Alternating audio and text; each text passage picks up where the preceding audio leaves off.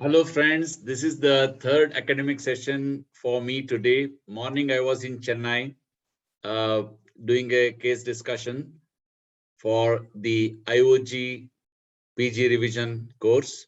Afternoon I was in Delhi giving a lecture on the same topic, oligohydramnios for Foxy PG Force CME.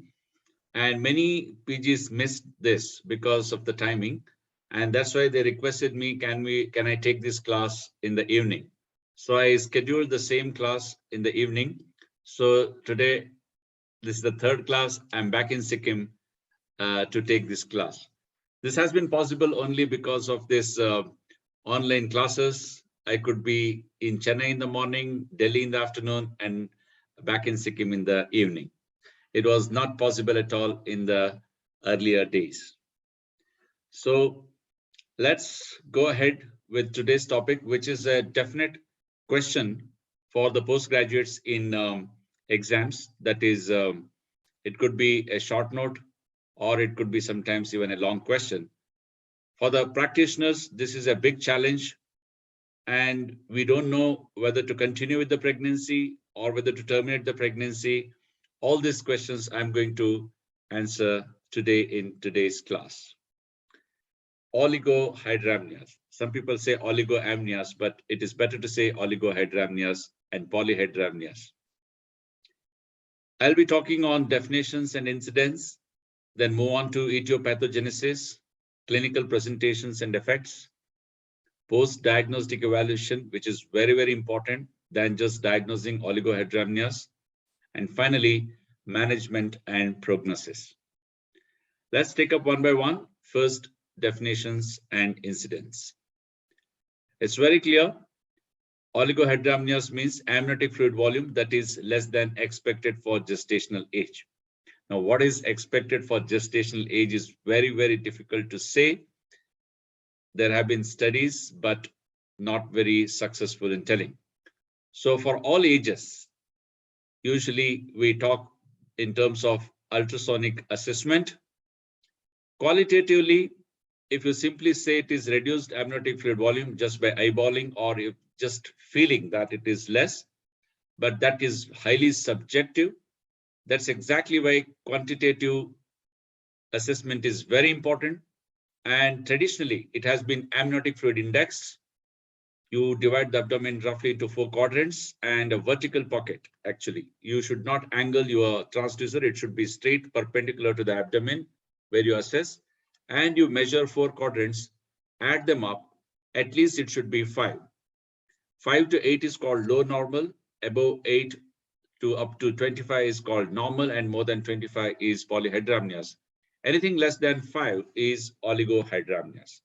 But then all the time, you may not be able to get 4 quadrant pockets. So at least if you get 1 pocket, and if the single deepest pocket is less than 2 centimeters, you declare it as oligohydramnios. There's something called anhydramnios, which is very dangerous. We should not be waiting till such a situation happens.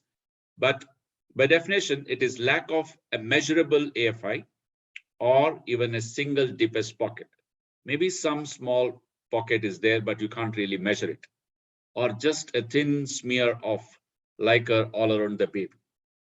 But it's dangerous to wait till such a time happens. Incidence, obviously the incidence increases as the pregnancy advances. At preterm, it is less than 1%, and at term, it is 4.4%. We all know that even in normal circumstances, in normal pregnancy, the peak is achieved somewhere around 36 to 38 weeks, and thereafter, it comes down to 800 ml. But as far as oligohydramnios is concerned, it is 4.4 at term, whereas post-term, it is 11%. That's exactly why we say in the fetal well-being assessment, the liquor assessment is the most important assessment after 40 weeks of pregnancy. Each day is important and it drastically comes down. So we have to be very, very careful after 40 weeks. Let's look at the etiopathogenesis of oligohydramnios. All of you know the water there around the baby is not a stagnant water. It's a dynamic water. It keeps circulating. There's contribution from the mother in the sense from the placenta, and then there is contribution from the fetus as well. Let's look at the causes from traditional point of view, that is maternal, placental, and fetal. Medical or obstetric conditions associated with uteroplacental insufficiency. As I just now told you, the main contribution comes from maternal blood circulation. If there is uteroplacental insufficiency due to any reason, there will definitely be oligohydramnios. The examples of these situations are preeclampsia, as we all know, chronic hypertension, collagen vascular disease, nephropathy in mother, and thrombophilia.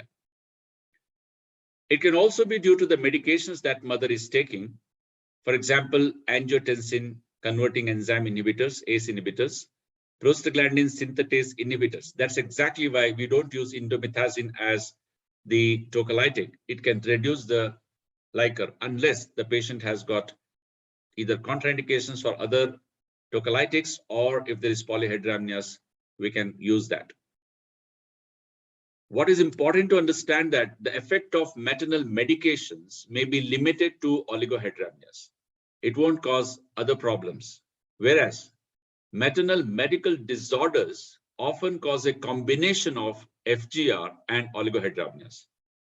Because in maternal medical disorders, there is uteroplacental insufficiency, which is chronic and which is progressive and worsening.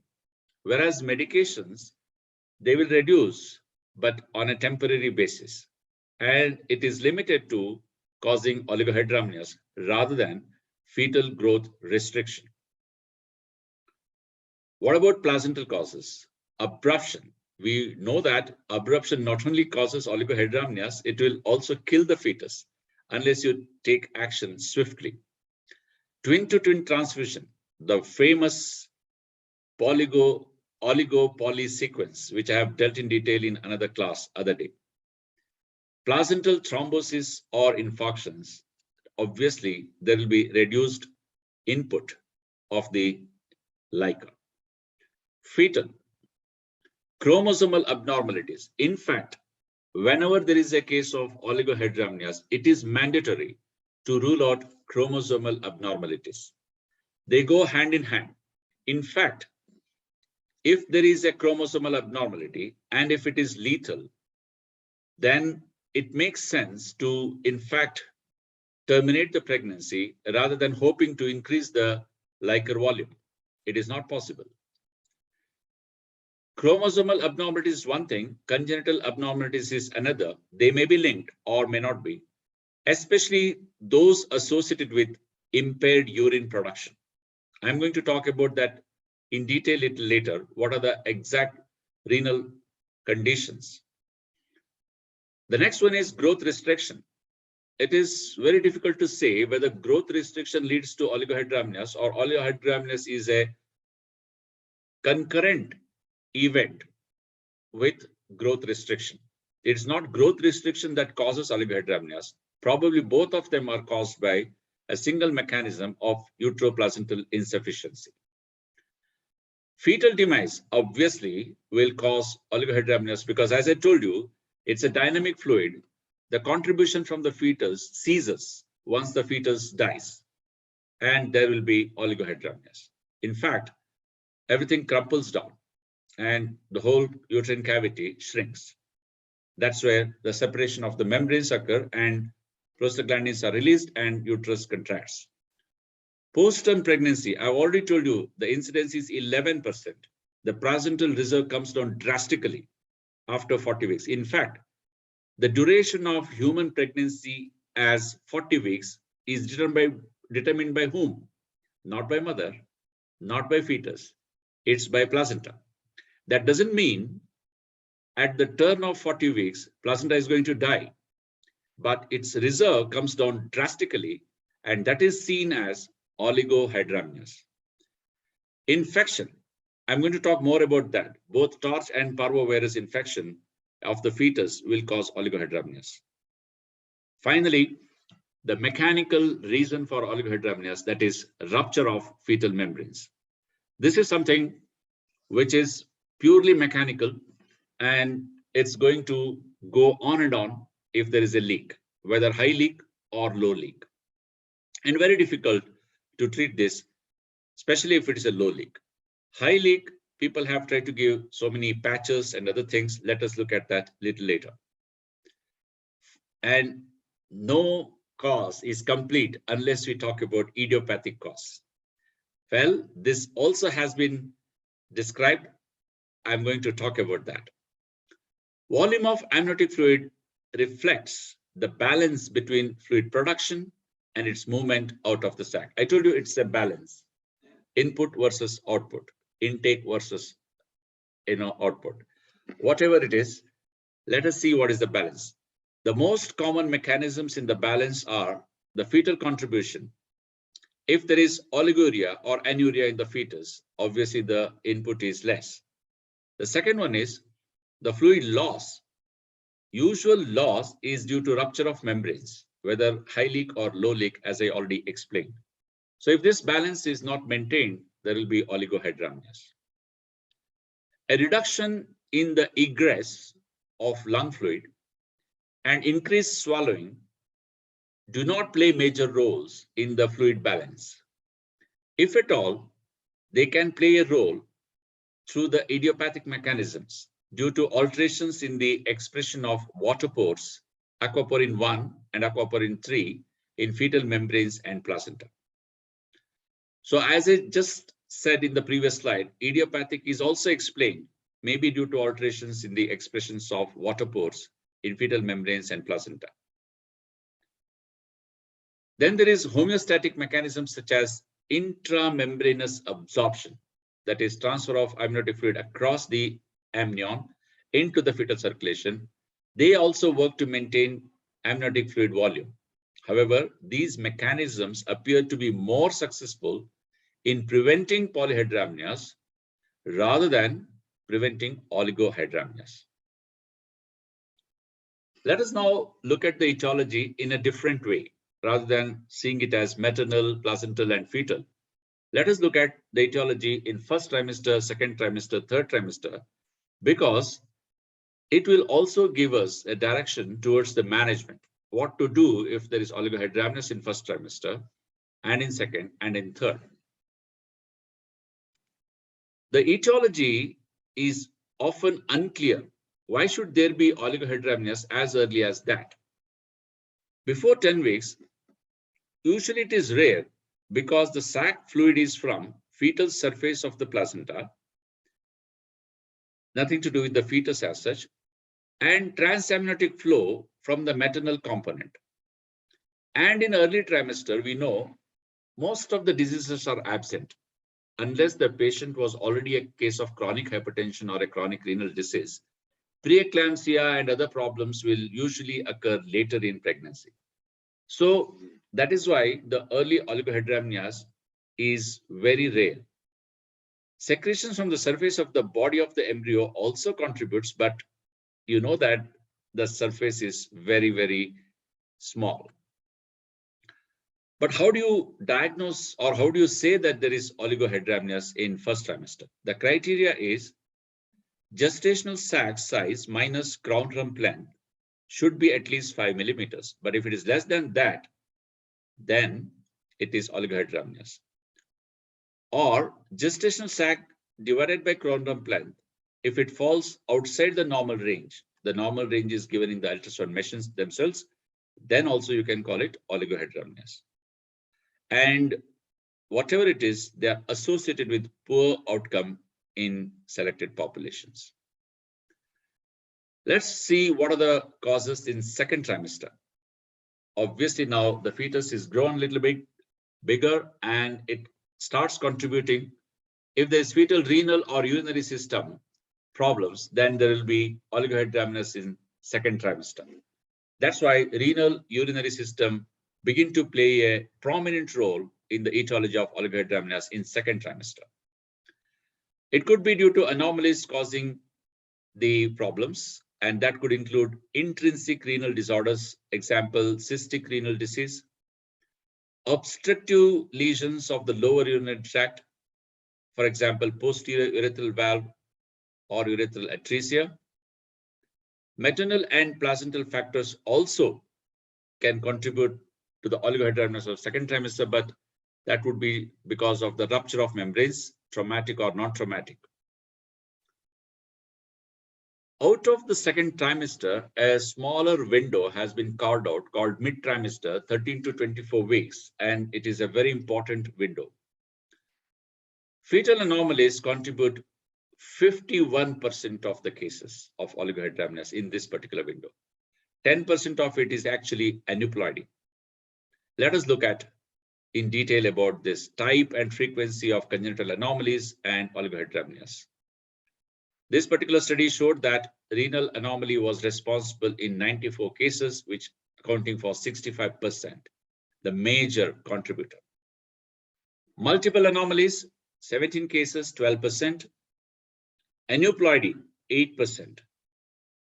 Others were less than 5%, central nervous system, skeletal system, cardiovascular system, and others.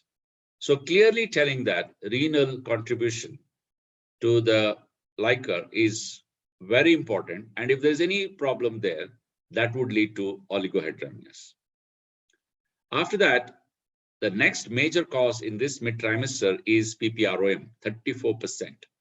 And it's a big dilemma as to what to do with this. We had a case of very early PPROM. In fact, it is difficult to say preterm in India because up to 28 weeks, it's a non-viable fetus and we call it abortion only. We had a case of leaking per vaginum as early as 22 or 23 weeks. But to cut the story short, we could take her up to term and delivered, and we presented it in the FIGO conference at Canada. So this patient we kept in the hospital throughout. Because it was a leak, it was a mechanical reason. So that's why probably we could salvage this pregnancy. If there was a problem with the fetus, if there was problem with the mother, it would have been very difficult. So we kept the foot end elevated. Probably it was a high leak and probably it sealed off on its own. We didn't do any other therapies, fetal therapies as such. We ruled out infections or treated infections whenever it occurred. We gave her, of course, hydration, oral and other things. And somehow we could carry her on up to 36 or 37 weeks and we delivered her normally. It's a very lucky situation, I should say. Placental abruption, 7%, FGR, 5%, and unknown, 4%. The pregnancy outcome was generally poor due to fetal or neonatal death or pregnancy termination, that is iatrogenic cause. Whichever way you look at it, this mid-trimester PPROM or fetal anomaly giving rise to oligohydramnios is very, very difficult to treat and has poor prognosis. We and that particular patient was simply lucky, I should say. In the third trimester, oligohydramnios first diagnosed in the third trimester is often associated with PPROM only.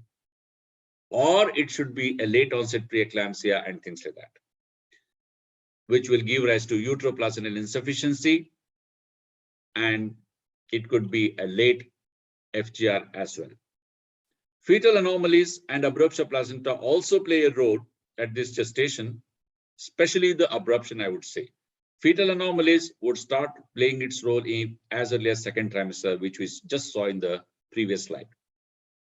Then there are miscellaneous causes. Summer season. Well, this may happen in a place where it is very hot and dry, not like something like Manipal, which is hot and sultry. And if the patient is not convinced that she should be taking adequate fluid for whatever reason, this can happen. It is likely related to suboptimal maternal hydration in hot weather.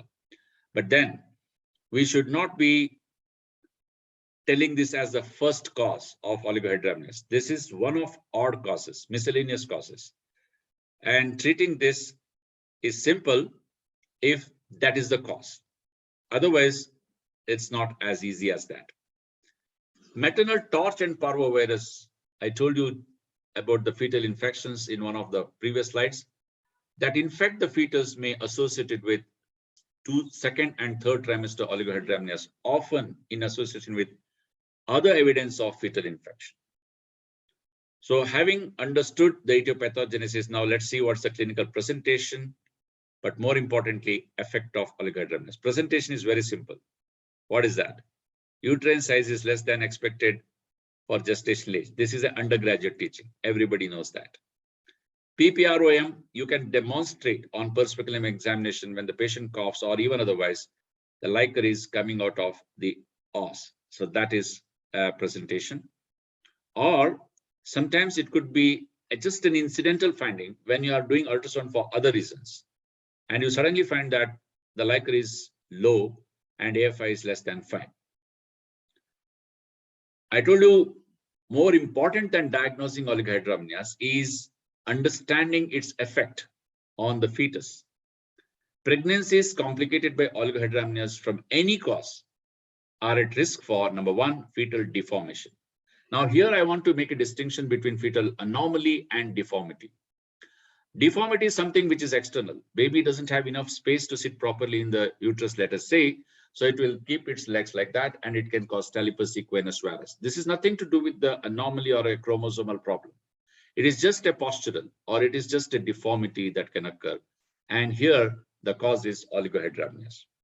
The other problem that can occur because of decreased space in the uterus where the lungs cannot expand, pulmonary hypoplasia can occur. Umbilical cord compression, obviously. In fact, the fetus itself gets suffocated. The liquor acts like a cushion between the fetus and the uterus, which is all the time in a way contracting. Even during antenatal period, we know that Brashness contractions can occur. And if there's no liquor buffer in between, the uterine wall is directly on the fetal face. And obviously, umbilical cord also gets compressed and that will give rise to fetal distress. So increased fetal or neonatal death related to underlying cause, which caused oligohydramnios, or due to sequelae of reduced amniotic fluid volume. Either way, the baby gets it. Whether it is the cause that made oligohydramnios, which is detrimental to the fetus, or the effect of oligohydramnios, whatever may be the cause, because that will compress on the umbilical cord, compress on the pulmonary, lungs, alveoli, and there will be also other problems to the fetus. Yes, diagnosing oligohydramnios is not very difficult.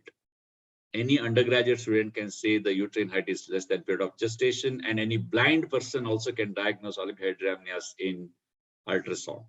But what is more important is that what you do after diagnosis, that is post-diagnostic evaluation. This is basically to find out why there is oligohydramnios, and that will guide us in how to treat it. How to treat it is a very difficult issue. I'll talk about that after I finish this.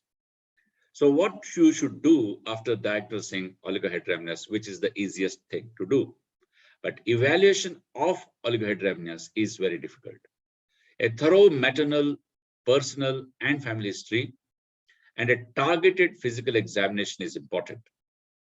We must rule out PPROM because if that is the cause, as I said earlier, it's probably the easier cause to treat. You have to admit the patient, foot end elevation, make sure that she won't leak any further, treat the infection, and see whether you can salvage the pregnancy little more time. Comprehensive sonographic evaluation of fetal biometry. This is to rule out or look for FGR and anomalies, especially the renal anomalies and other detrimental anomalies that can give rise to oligohydramnios. If anomaly is found, we have to order fetal genetic testing, because whether to continue with the pregnancy or not, if it's a lethal anomaly, if it's a chromosomal anomaly, that is not acceptable for the mother and the parents. For example, look for markers suggestive of aneuploidy. Example, increased nuclear translucency, trisomy 13, or triploidy. They are commonly associated with oligohydramnios, and you have to discuss with the patient whether she would like to continue with the pregnancy or not. Termination sometimes is a better option, because at that early gestation, mother is not so much attached to the fetus unless she has been wanting to become pregnant and she had a long duration of infertility. Fetal growth restriction should be looked for placental abnormalities, especially if there is chronic abruption or if there is any infarcts in the placenta. So probably in such cases, you may not want to continue for a long time. In fact, if there is abruption, you may want to terminate the pregnancy early because the baby will do better outside than inside the uterus. Document assessment of the kidneys, their presence, their size, their location, appearance, that is echogenicity, presence of cysts and urinary tract dilatation, etc. Also, the bladder, the size and shape of the bladder. We all know about the keyhole bladder and things like that. Umbilical cord insertion, site and vessel number. That will again give you a clue about the placental anomalies, battle load placenta and marginal placenta, all that we have seen. And vessel number will tell you about the possible anomalies in the fetus. I have to dedicate one slide for maternal serum alpha-fetoprotein. An elevated maternal serum alpha-fetoprotein has prognostic significance and can be helpful in counseling. Oligohydramnios with increased second trimester MSAFP level may be caused by damage to the fetal membranes or placenta, leading to leakage of amniotic fluid from the vagina or transplacental passage of fetal blood into the maternal circulation. So that is very, very important. So the fetus may or may not be anomalous. That's not the issue here.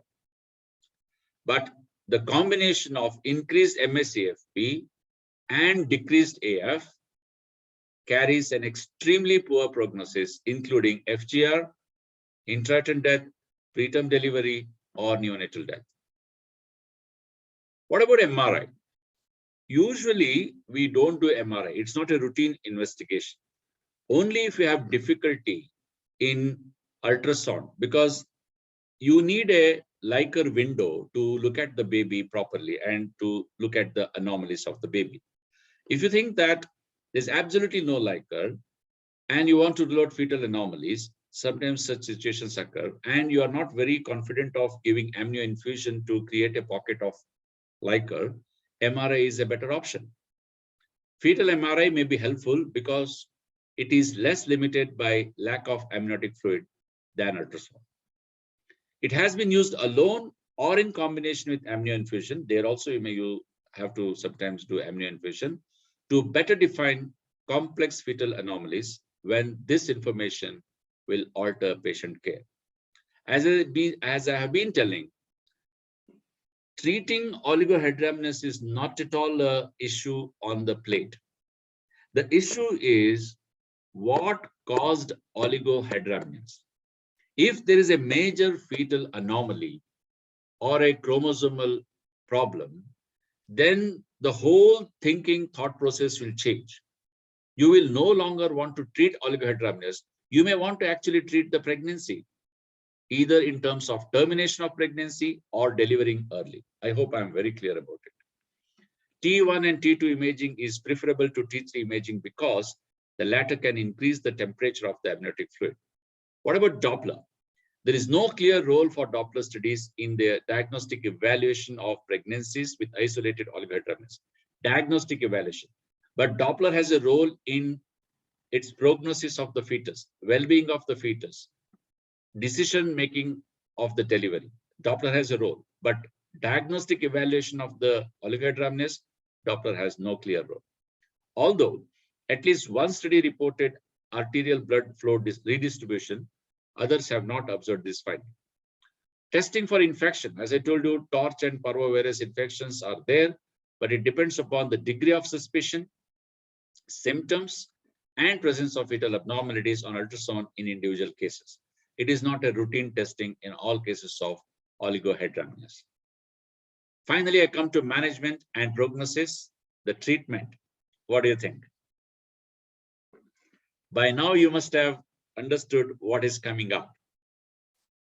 There is no treatment of oligohydramnios that has been proven to be effective long term. If I say there is no treatment, you may get disappointed, but carefully worded sentence that has been proven to be effective long term. Yes, for a short term, to buy some time, to give steroids, to give neuroprophylaxis, or to tide over a situation, you may give amnio infusion and things like that. But on a long-term basis, there is no proven treatment. However, short-term improvements is possible and may be considered in circumstances such as I just now told you, detection of fetal anomalies. You may want to create a Liker pocket, external cephalic version. I wonder whether you want to do it at all when there is no Liker. It is better to do a cesarean section according to me. Anyway, the data of low quality does not improve success rate.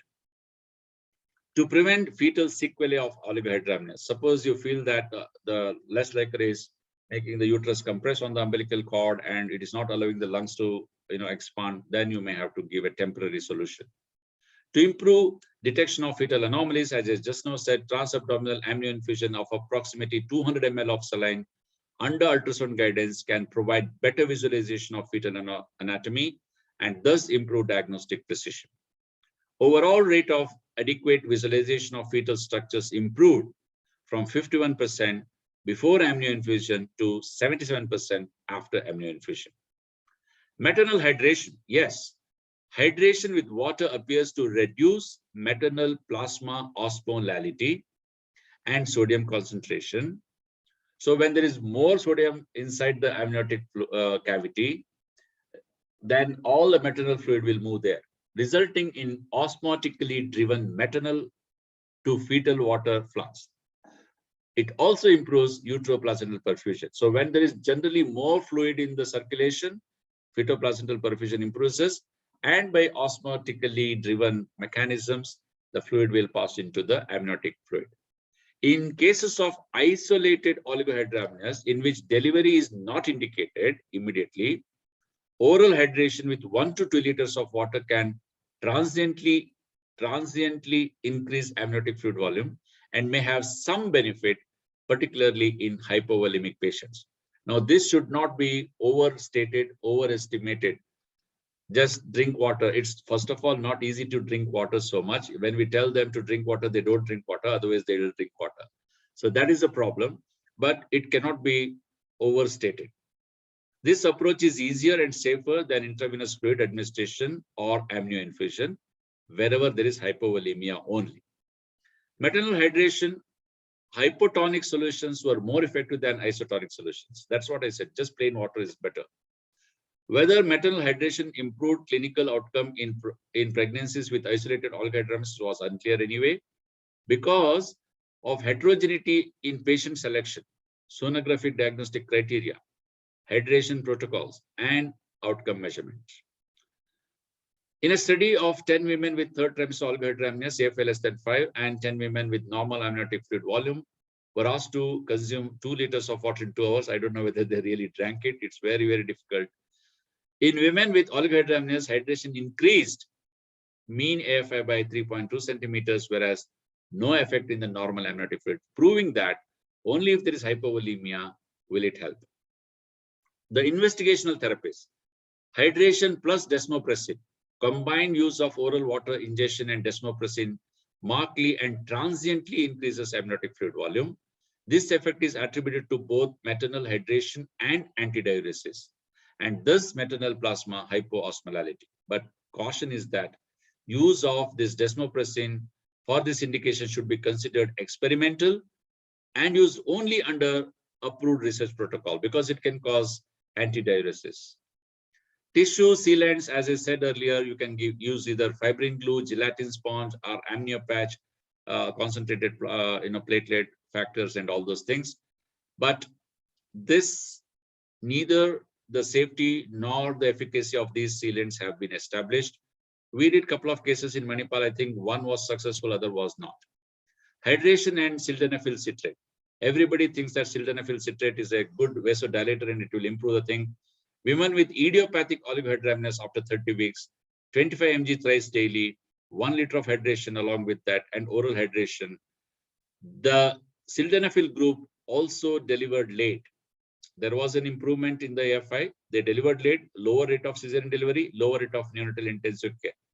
But beware, in the next year, 2018, in a Dutch study, Strider, they halted the study early because there was higher than expected rates of lung disease and death of newborns in the intervention group.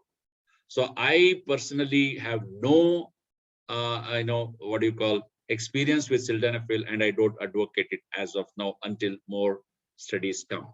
What about L-arginine? The mechanism here is it's a semi-essential amino acid acting as a substrate for synthesis of nitric oxide, and which it's nitric oxide is an important regulator of placental perfusion and plays an important role in the placental vascular endothelial function.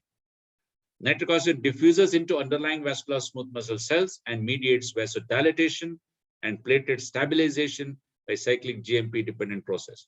So only one Indian study I saw that they said it is a promising substance which can be given. In fact, that's the only thing that we have been giving all the time, along with hydration. Serial amino infusion, there was some success, but only in case of idiopathic hydramnios, early oligohydramnios due to PPROM, oligohydramnios due to renal anomalies.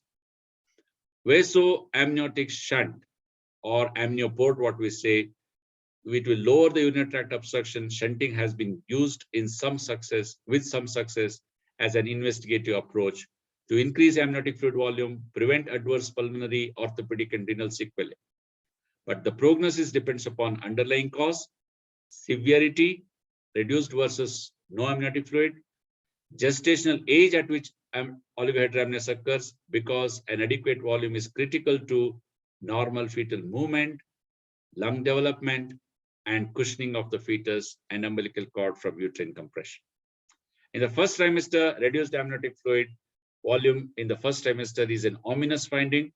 The pregnancy usually aborts by itself, and in one series, 15 out of 16 patients aborted, and fetal heart rate and SAC were noted in the first trimester, spontaneously aborted, compared to only 4 out of 52 in controls, that is 8%. That heavy. We counsel these patients regarding the poor prognosis and inform them of the signs of miscarriage. Serial sonographic examinations are helpful for following the natural history of the process. Second trimester, of course, it depends upon the underlying etiology and magnitude of the AF reduction. Borderline and low normal amniotic fluid volume generally have a good prognosis. Again, here also you have to do serial ultrasonography to see how it progresses. Oligohydramnios often ends in fetal death or neonatal death. This study showed out of 6 FGR, none survived. Out of anomalies, only 1 survived. PPROM, 9 survived. Abruption and idiopathic were around 20%. Many of these women chose pregnancy termination because of poor prognosis. In third trimester, of course, the adverse outcomes are related to